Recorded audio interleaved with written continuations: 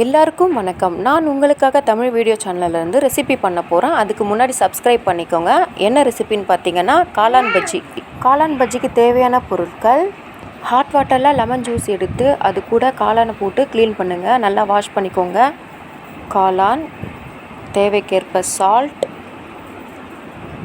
2 spoon மிளகாய் தூள், bajji mix powder 3 spoon, cornflour powder 2 spoon, அரை எலுமிச்சப்பழம். இதை வச்சு தான் நம்ம பண்ண போகிறோம்.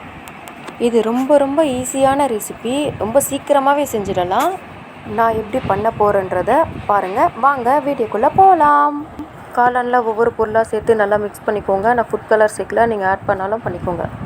மிக்ஸ் பண்ண பிறகு ஒரு 2 செகண்ட் அப்படியே வச்சுருங்க. அதுக்கப்புறம் கேஸ் ஸ்டவ் ஆன் பண்ணிக்கோங்க. அதில் கடாய் வச்சு எண்ணெய் ஊற்றி நல்லா ஹீட் ஆகட்டும்.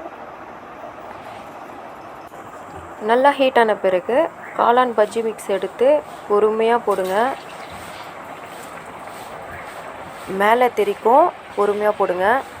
கேஸ் ஸ்டவ்வை சிம்மில் வைக்க வேணாம், ஃபாஸ்ட்டாகவே வைங்க. ஏன்னா ஃபாஸ்ட்டாக குக் ஆகிடும்.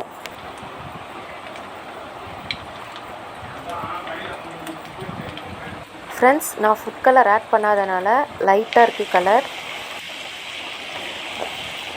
அவ்வளோதான் ஃப்ரெண்ட்ஸ், ரெடி ஆகிடுச்சு. எடுத்து பிளேட்டில் வச்சுக்கோங்க.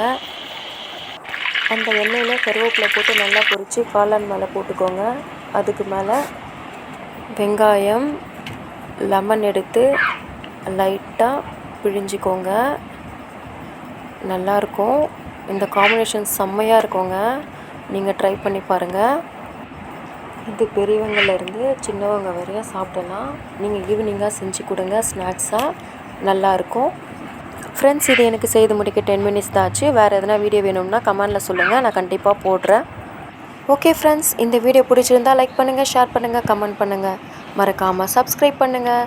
சப்ஸ்கிரைப் பண்ணிவிட்டு பக்கத்தில் இருக்கிற பெல் ஐக்கானை கிளிக் பண்ணுங்கள். ஓகே, தேங்க்யூ, பாய்.